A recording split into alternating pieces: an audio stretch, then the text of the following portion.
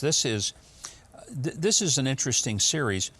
It shows that there is really an attempt on the part of the administration and the left to just say we don't need fossil fuels at all, which would be devastating to our economy and most likely to your lifestyle. This first one is from Bedingfield, again at the White House, filling in for Jen Psaki about the strategic oil release. Here we go. What I would say about the long term, to your question about the long term, is, and I think you heard Brian articulate this really well, and of course the president spoke to it very powerfully today too, which is this ultimately shows that dependence on fossil fuels, dependence on foreign oil is not in the sustainable long-term best interest of the United States.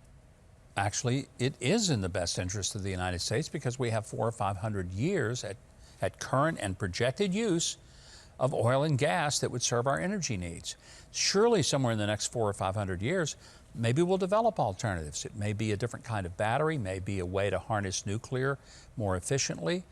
But for heaven's sakes, shouldn't we use what we have that's inexpensive so that we can run our economy and prosper Americans? And their attitude was that oil and gas and all fossil fuels should be eliminated. Do you think they even know what that means, that fossil fuels, that also, everything in this iPhone right here, almost maybe there are a few metal parts, but most all of this comes from fossil fuel. Right. I mean, you think of all the furniture, the clothing, everything we have, all the synthetics. Most people don't understand. Most of the clothing that people wear is synthetic. That means it comes from an oil derivative. That's right. They're going to go naked? They're going to grow more cotton? Please, no. I don't know. I mean, it's insanity, total insanity. Second one, this is Jennifer Granholm, Energy Secretary.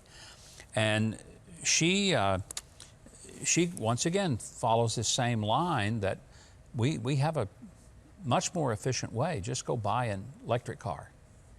We have got to use this reason to become energy independent with clean energy. We don't want to be relying upon the fossil fuel markets that are incredibly volatile or from countries that don't have our interests at heart. So ultimately, the best solution is to go clean.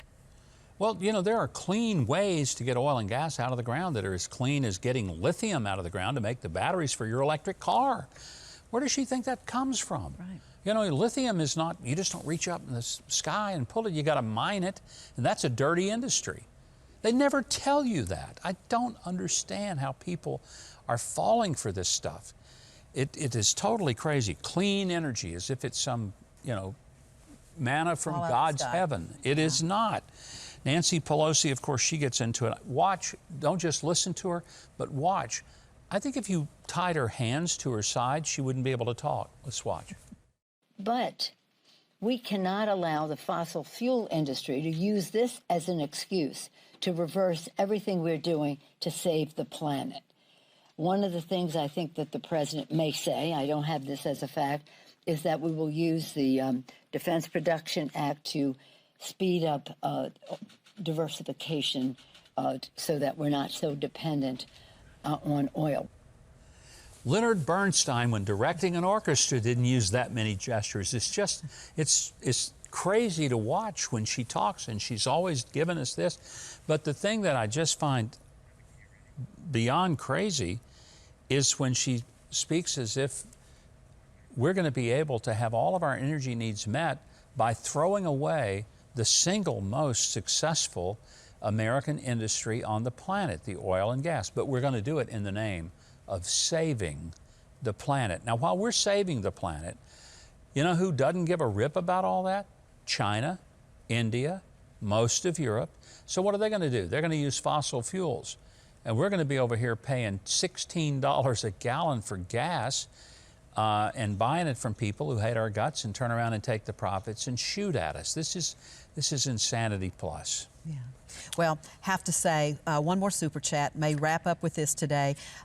We still have Guantanamo Bay, right? Let's make use of it. Head down to Miami, Dems, and Trump cruise line straight to the beautiful Cuban Bay. So there you go. I kind of like that. By the way, I've been to Guantanamo.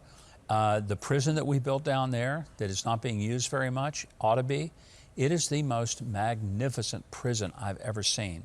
And my prison director in Arkansas and I went down there because the federal government wanted some governors and prison people to see what they had built and kind of get an assessment, because they were being accused of operating this very horrible place. And we went there and looked at each other, and I remember saying, I pray none of our inmates ever see this place, because they'll all be begging to commit some kind of major federal terrorist crime to be able to get down here. It was the most elaborate, well-equipped place that I've ever seen in my life, and I thought, you know, I don't want to spend a night in prison, but there are worse places to go than this one, that's for sure. Thanks so much for watching, and I hope you enjoyed that video. If you did, be sure to leave a like, then subscribe, and hit the notification bell below. Now, if you didn't like it, you ought to find a Ben Shapiro video to detox you with more facts.